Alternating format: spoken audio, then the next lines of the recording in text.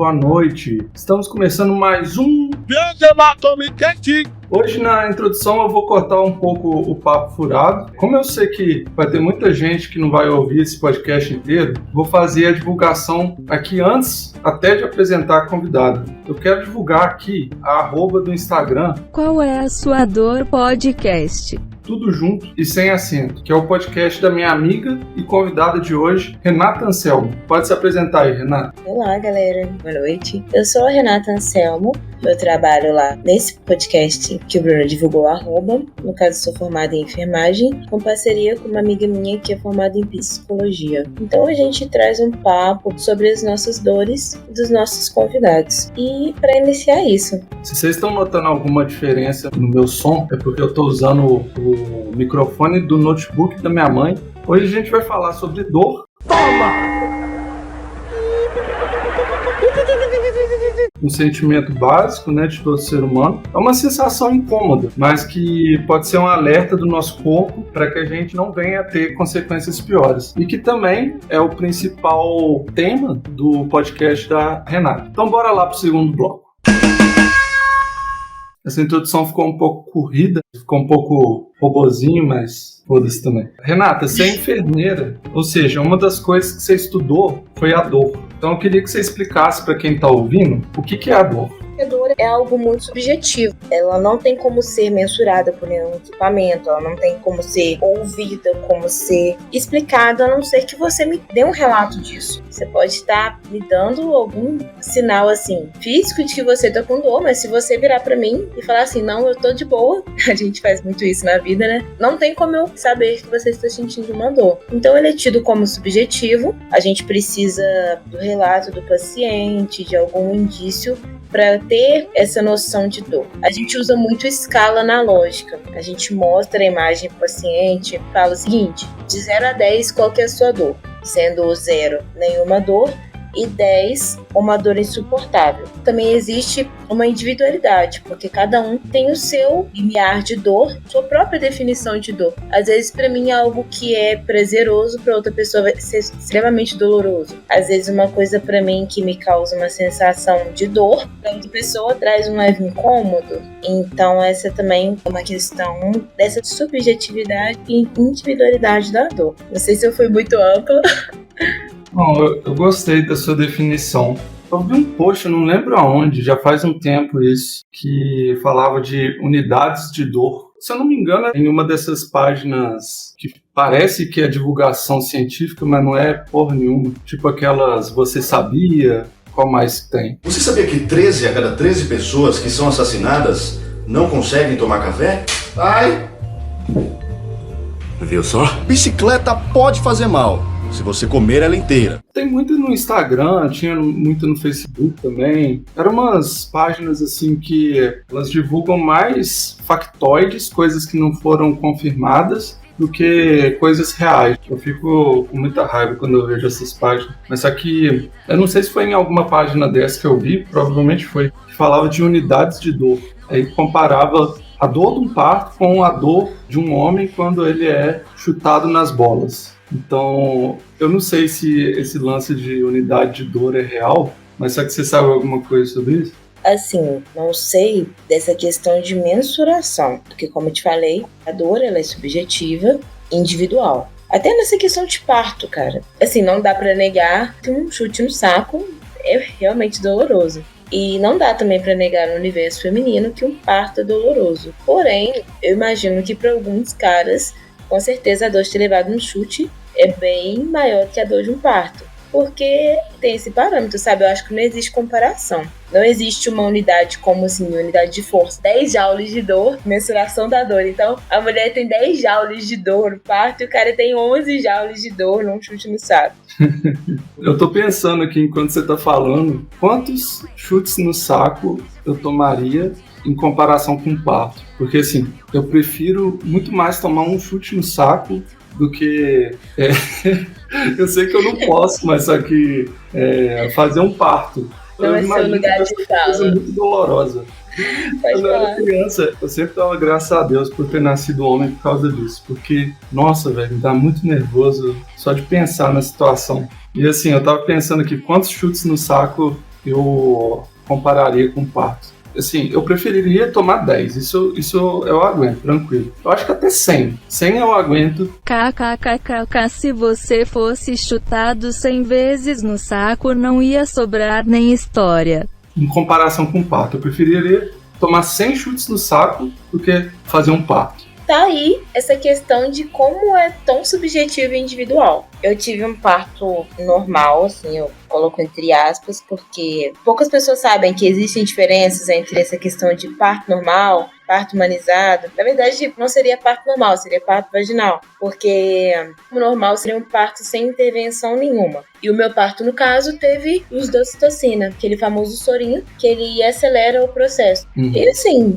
pra mim não foi uma dor lacerante. E eu falei com o médico que se eu tivesse outros filhos, faria de novo o parto normal. Porque eu remeto muito que essa dor, pra mim, ela é uma dor suportável, perto do prazer de ter um filho, sabe? Você falou da dor do parto e eu queria saber, qual foi a maior dor física que você já sentiu?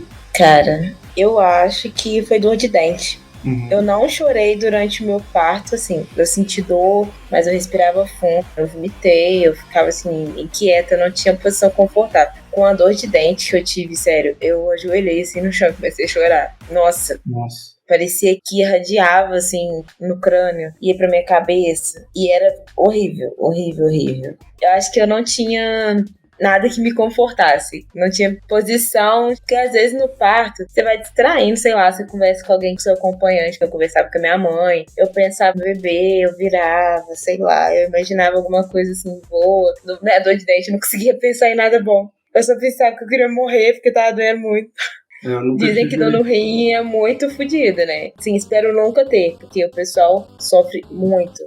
São os tops, né? Dor de parto, cólica renal, cólica de gases eu já tive, tenho, sei, várias vezes. Eu tenho frequentemente. Parece um infarto. Parece. Tem até uma história de uma ex minha, o tio dela, ele teve, né, dor no peito, assim, muito forte. Aí falou, é meu coração. Aí levou ele pro hospital, colocou ele na maca, tirou a roupa pra chegar lá e ver que era gases. Exatamente. E aí, muitas todo mundo da família começou a zoar ele. Muitas histórias, tipo, cara peida. Mas não é, tipo, as pessoas não entendem que não é simplesmente peidar, cara. Quem dera fosse só peidar.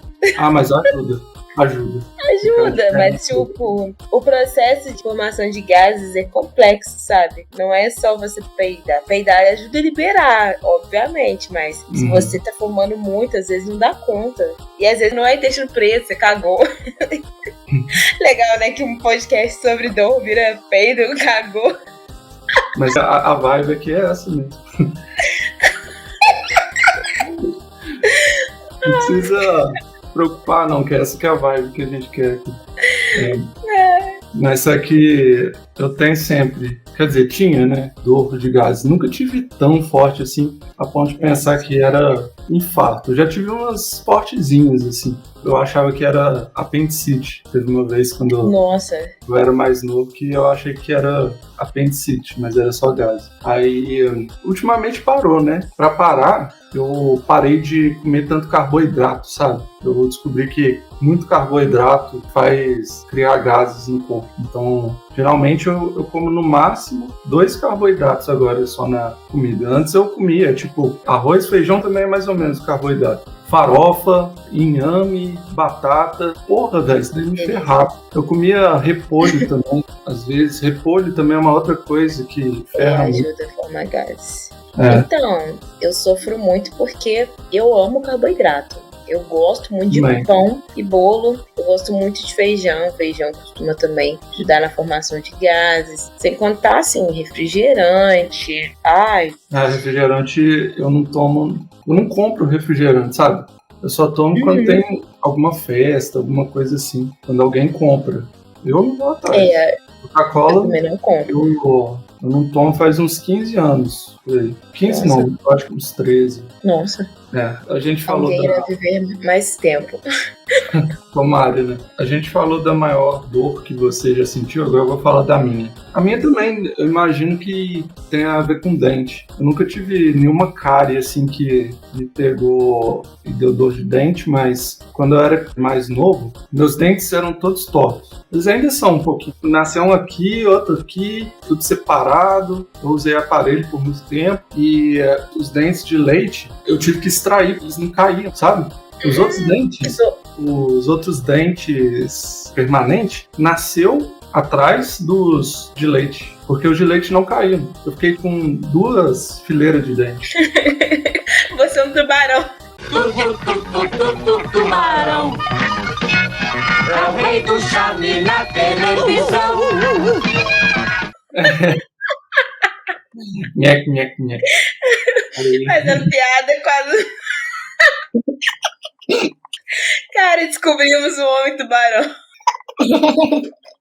Aí eu tive que extrair tudo, velho. Não tudo, a maior parte. Ai. Era uma felicidade quando um dente caiu sozinho. Mas, nossa, velho, era muito ruim, era muito ruim. Tipo Nossa, assim, horrível extrair dente. eu chegava a chorar, velho. Era aqueles buticão que chama, né? Uhum. Tipo, eu enfiava na boca e ia puxando assim, ó. Eu ia com a cabeça junto, de tanto que puxava. Ai, que nervoso. E você, criança, nossa, eu fui extrair dente, sim. Foi no meu aniversário de 23 anos, então foi bem tranquilo. Mas assim, eu não falo que essa foi minha dor, porque o médico falou assim, na sexta-feira anterior ao meu aniversário, ia ter um churrasco no sábado. Olha, vamos extrair seu siso hoje?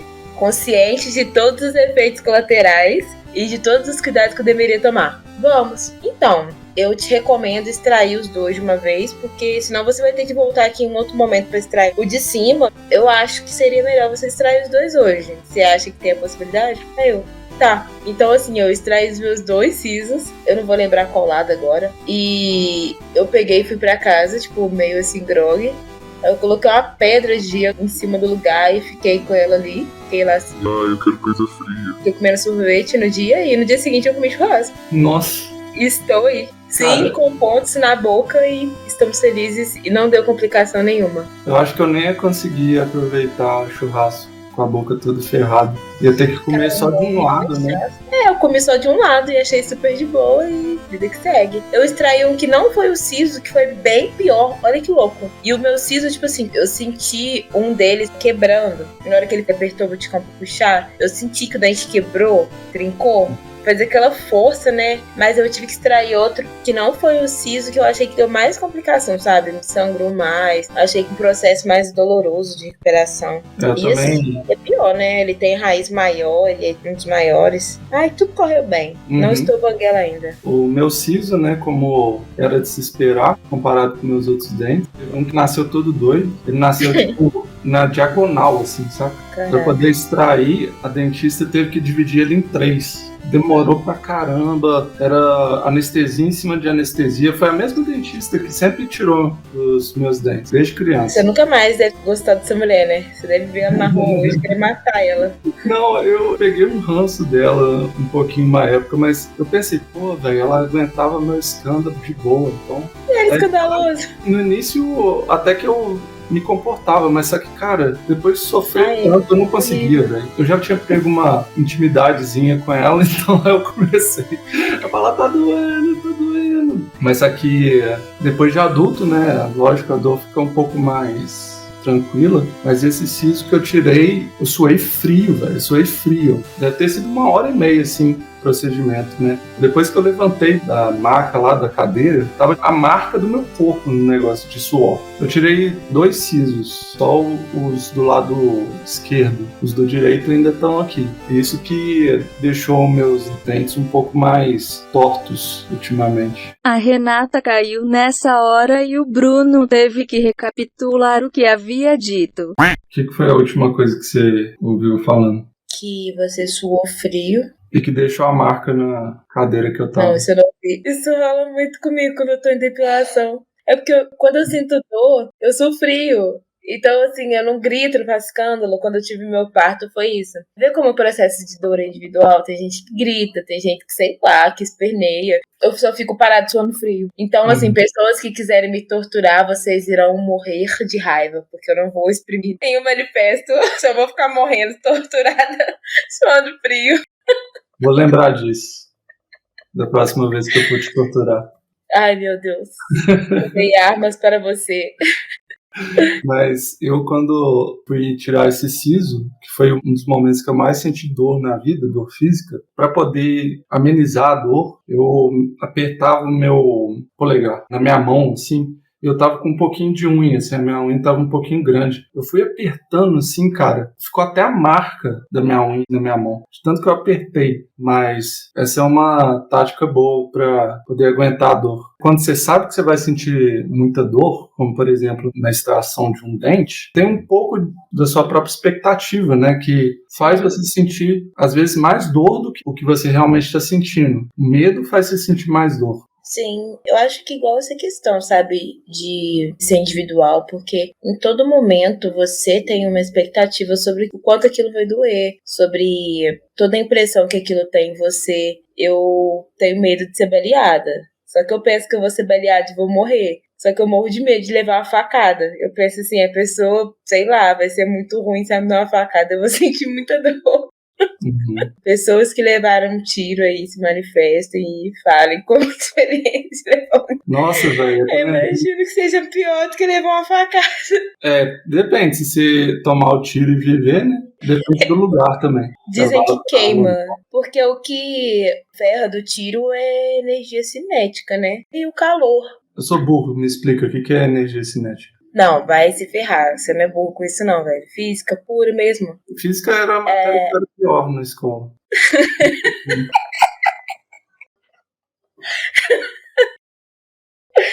Mentira, você tá me zoando. Não, existem os tipos de energia, tipo energia térmica, energia cinética. Ai, eu esqueci outro tipo de energia. Tem energia elétrica. Toda energia existe uma transmissão e ela pode ser transformada em outra. E energia cinética é energia em movimento. Por exemplo, um carro que está vindo em alta velocidade e tem um impacto com outro carro, com uma parede, com uma pessoa, toda aquela energia, assim, da velocidade e da massa do carro é transferida. Por isso que um acidente com maior velocidade vai ter um dano maior, tanto para quem tá fora e quem tá dentro do veículo, né? Então o lance de balística é isso. Não é só projétil, é a velocidade que ele pega e a massa. No caso ali tem energia térmica, porque a pólvora dá um estouro, esquenta. Dá até queimadura em volta da entrada da bala. É louco. Eu conheço a história de um menino que tomou um tiro na bunda, velho. Postou até a foto no Facebook, eu acho. Virou um evento lá, o pessoal zoou ele. Ele se zoa, né? Ninguém sabia, assim, se era real que ele tinha tomado um tiro na bunda mesmo, ou se era mentira, porque ele era zoeiro pra caralho. Então todo mundo achava que era mentira. Mas aí ele postou a foto. Você acha que tem algum ponto positivo na dor? Assim como você falou, eu acho que a dor nunca é sem sentido. Uma dor física, ela te dá um alerta de alguma coisa que tá em desequilíbrio. Você não tá respirando normal e começa a doer. Você não tá com uma circulação normal e começa a doer. Você não tá com seu intestino normal e começa a doer. É sempre um sinal de que alguma coisa tá em desequilíbrio. Então é o seu corpo te falando pra você fazer algo para aquilo ficar em equilíbrio novamente. Assim como a gente sofre um dano psicológico, a gente sente dor psicológica, dor mental, e eu acho que é um sinal pra gente também, de que tem alguma coisa em desequilíbrio, de que existe alguma coisa que a gente precisa voltar pro eixo. Eu acho que as coisas são piores quando é externo, né? Tipo, tem alguém te causando alguma dor, alguma situação com outra pessoa que está te causando dor. Aí entra naquele ponto, né? Assim, a gente resolve o que dá pra gente resolver. É não surtar com isso. Tem gente que não vai no médico nem quando precisa, quando não tem outro jeito. A pessoa continua com a dor e nem vai no médico. Vamos dar um outro exemplo de dor física. Você tá lá cozinhando e aí você pega na panela quente. Você esquece que ela tá quente. Você não vai pegar ela mais, né? Agora, na questão da dor psicológica, muitas pessoas cometem um erro que traz problemas, assim, traz dor, mas uma dor emocional, e elas continuam cometendo o mesmo erro e não mudam, sabe? Não mudam o padrão. Pra você, por que essa reação é tão diferente nas duas dores? A gente tem um péssimo hábito de não dar voz para as nossas emoções, não dar voz para esse incômodo, sabe? A gente tende a normalizar muito esse sofrimento psicológico, até que a gente chega num ponto que não aguenta mais. Por exemplo, eu tô em uma relação, seja familiar, seja de amizade, seja amorosa, e aquela pessoa, ela tem a tendência de me ferir. Eu vou me acostumando com aquela sensação. E muitas vezes a pessoa nem faz tão bem, assim, nem tem o contraponto, né? Existe muito isso em relações tóxicas, assim. Não começa sendo tóxico. Você não vai ter uma pessoa que te trata super mal, que te poda, e você fala assim... Nossa, eu vou me apaixonar por ela. Ai, eu vou casar com esse homem que me destrói. Mas no primeiro momento você tem todo aquele castelinho, aquela fortaleza de coisas que você acha que são boas, que te fazem bem, e depois começa gradativamente, com atitudes pequenas, né? Eu acho que isso também deve ocorrer com família, né? Com amizade, assim. As pessoas vão tendo pequenas atitudes. Eu acho que só tem um contraponto com família e com amizade, porque... Em família tem aquele ideal de que a gente tem que suportar. Ah, mas é sua mãe. Ah, mas é seu pai. Principalmente mãe e pai, né? Ah, é seu irmão. Família é assim. A pessoa vai ser mal escrota com você, mas... Não, mas é sua mãe. É seu pai. Você tem aquele amor obrigatório, né? Você tem que amar, poxa. Com amizades, eu acho que tem aquele ideal de que se você é mesmo amigo da pessoa, você tem que aceitar tudo dela. Aí a pessoa tá te ferindo, te podando, e você tem que aceitar aquilo pelo título de amizade. E com amor romântico eu acho que só tem essa diferença porque a gente coloca que não deveria aceitar, mas muitas vezes a gente aceita, né? Em relações românticas é muito colocado que tudo é perfeito, né? A gente vive um mundo de conto de fada. O cara sempre vai ser bonzinho. Parece que o cara nunca teve um dia estressante. E a moça também tem sempre que ser uma lady. Eu não tenho ciclo menstrual, não tenho estresse, não tenho nada na minha vida. Estaremos sempre lindos, prontos para receber um ao outro e nos amar lindamente até que a morte nos separe. Só que existem atritos. Só que quando vai se tornando uma dor, a gente vai se acostumando, porque parece também que aquilo vai virando rotineiro, né? Vai virando uma coisa cômoda. Igual você falou dessa questão física. Essa questão da panela é muito pontual, mas imagina a gente com a postura na cadeira. Você ficou um dia ruim. Igual você eu tô agora. sentiu dor nas costas. Terrível. Ajustar Nem aqui. foi pensado. Você ficou um pouco e dói. No outro dia você fica e continua doendo. Passou uma semana e você continua com a postura errada. Aí depois de um tempo, suas costas estão ferradas, mas você não mudou sua postura. Aí você vai desenvolvendo distúrbios da postura, distúrbios na coluna e todo o seu corpo vai se ferrando, mas você só se adaptou àquilo. Aí chega um dia que você troca pra uma cadeira ergonômica que é top do mercado. Aquela cadeira que jura que vai arrumar sua postura. Aí você acha ruim. Nossa, é isso mesmo, cara. Eu passei por isso aí. Você comprou a cadeira top? Eu comprei cadeira gamer. Ai, você comprou uma cadeirinha de bebê pra adulto. É, mas ela não ajudou tanto, assim, a não sentir dores. Porque, assim, tinha um que ele falava assim, essa sua dor vai passar quando você trocar sua cadeira, colocar uma cadeira gamer aí beleza, eu fui lá, vendi a cadeira que eu tinha bem abaixo, sabe, do valor dela, porque eu só queria me livrar dela logo. Comprei uma cadeira gamer e aí eu tive que montar ela, porque não tinha montador, então eu tive que montar ela e ferrei minha coluna mais por isso, e ela não ajudou tanto igual o falava. Cara, sabe o que eu pensei em começar a usar? Não é uma cinta, é uma coisa tipo uma cinta, assim, que te ajuda a sempre lembrar, né? Igual você vai ficar na posição errada, ela vai te incomodar, então você volta pra posição correta. Mas é isso que eu te falei, com o tempo você acaba acostumando. E o errado passa a ser certo pra gente, sabe? A sua coluna tá distorcida, tá toda errada, mas aquela parte passa a não ser mais dolorosa. Aí a postura certa passa a ser dolorosa pra gente. Sim, é isso mesmo que eu passo. E esse exemplo aí que você deu da coluna é muito bom, porque ele não é imediato, né? Assim como a dor emocional. Às vezes não é imediato. Às vezes é uma coisa que vai escalando. Naquele dia aquilo aconteceu e te deixou mal. Você, nossa, aconteceu isso. Você fica reflexivo, mas tá. Aí repete, até que aquilo passa a ser confortável pra você. Na primeira vez que alguém escuta que é inútil, que é burro, que, sei lá, qualquer coisa ruim que a gente possa escutar e acabar com a gente, é doloroso. Mas se você passar uma vida ouvindo isso, aquilo é normal pra você. O estranho vai ser alguém falar com você: você é inteligente, você é amado, você é bonito. Nossa, total. Passei a adolescência toda sendo chamado de feio. Aí a primeira vez que eu fui chamado de bonito, eu achei que era sacanagem. Eu não conseguia aceitar. Mas assim, e eu acho que a gente pensar em relações tóxicas permeia por isso, a gente entender que a pessoa continua sendo vítima. Não é assim, uma pessoa masoquista que gosta de sofrer, que gosta de estar num lance ruim. Ela só foi se acomodando a vivenciar aquela dor. O engraçado é que a pessoa se sente perdida sem aquilo que causa dor. Sabe, você tá no seu colchão péssimo, aí você troca de colchão e suas primeiras noites de sono são péssimas. Você pensa: por que eu joguei meu colchão fora?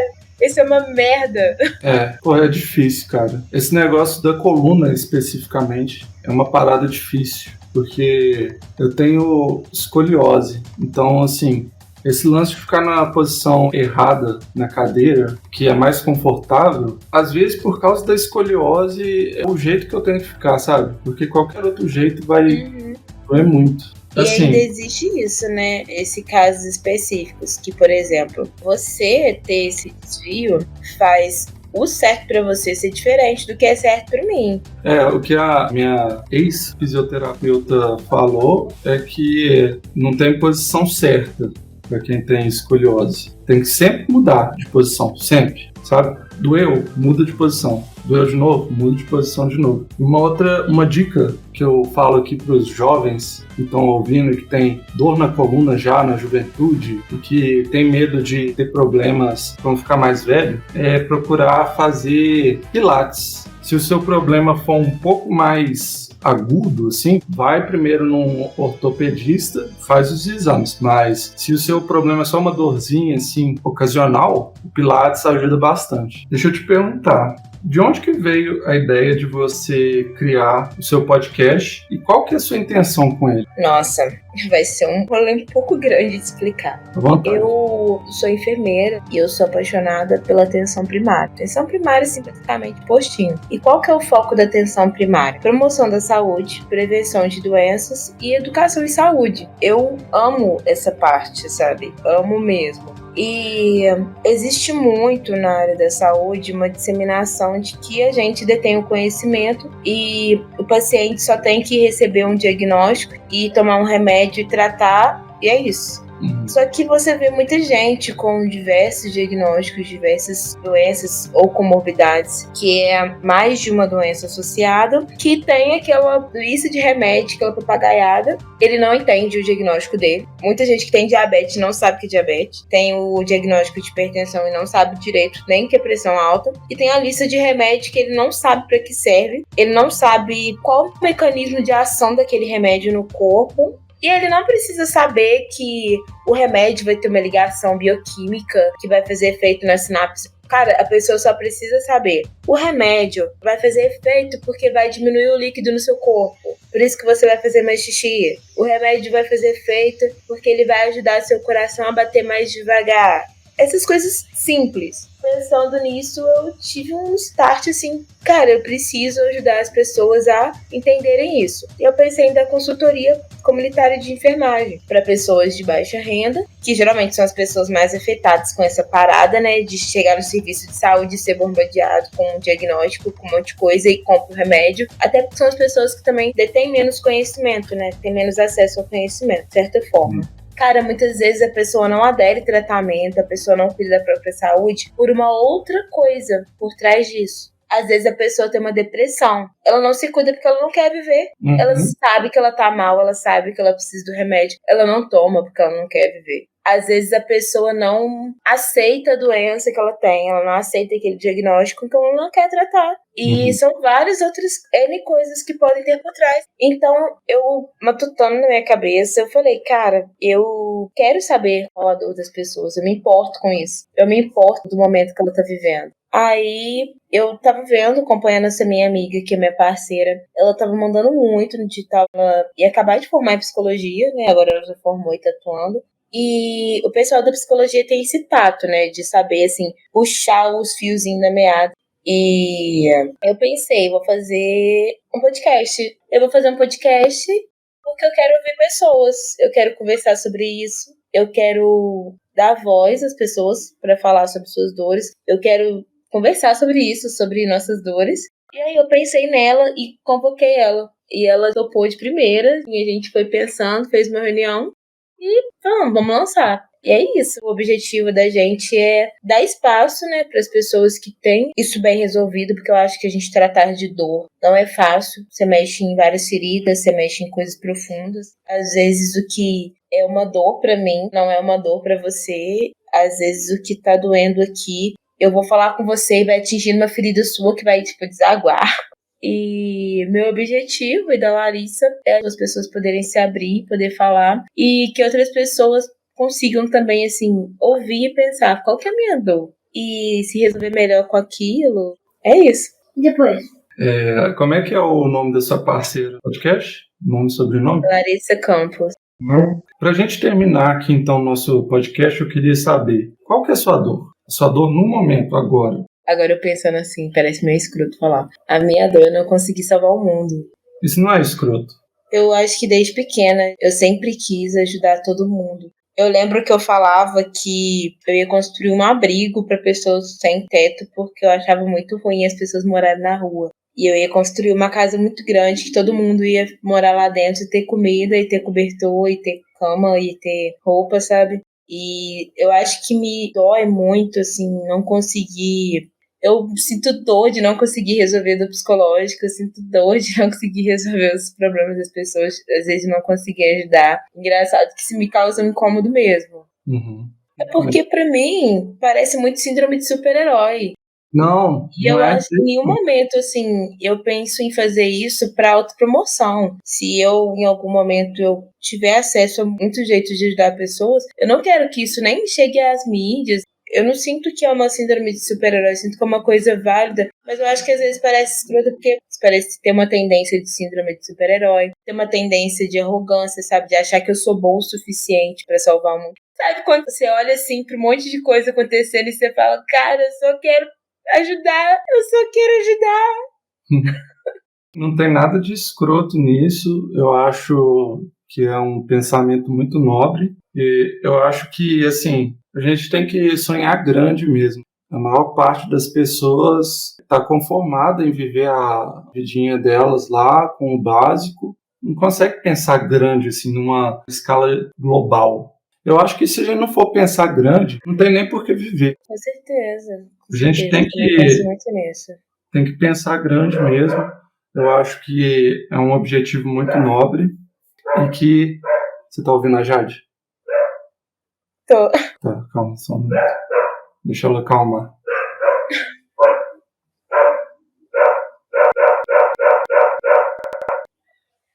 Tururu.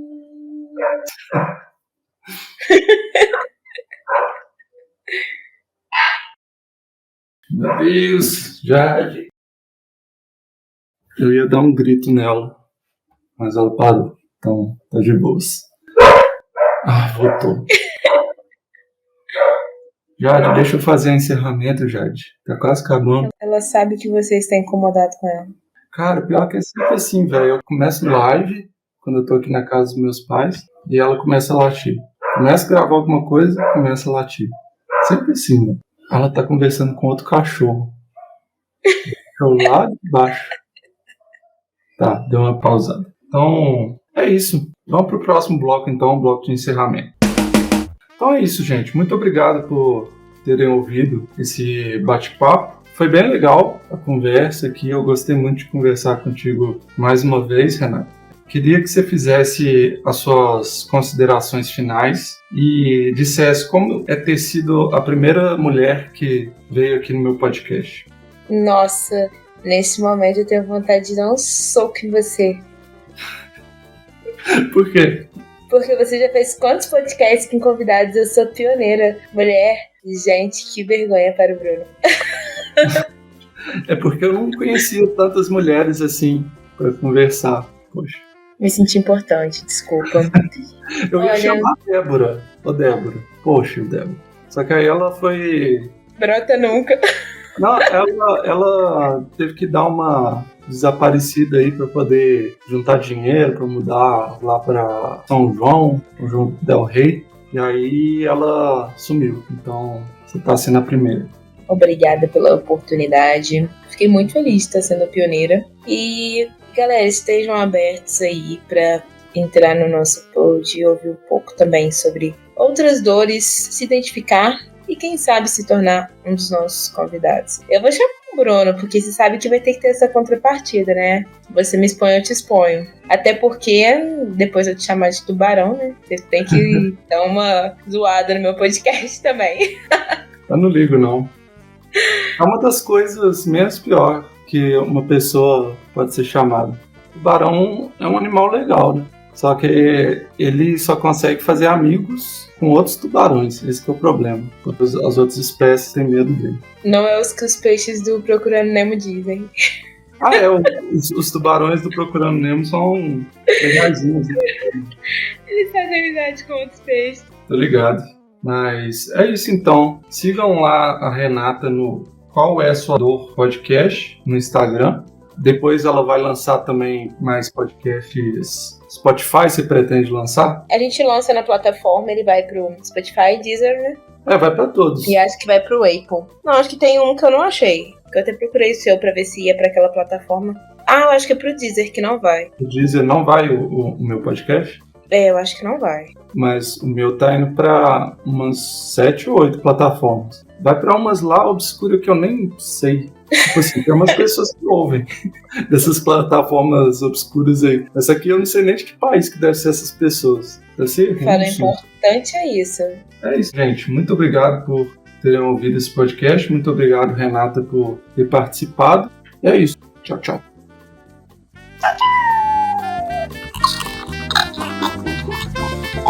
Hey!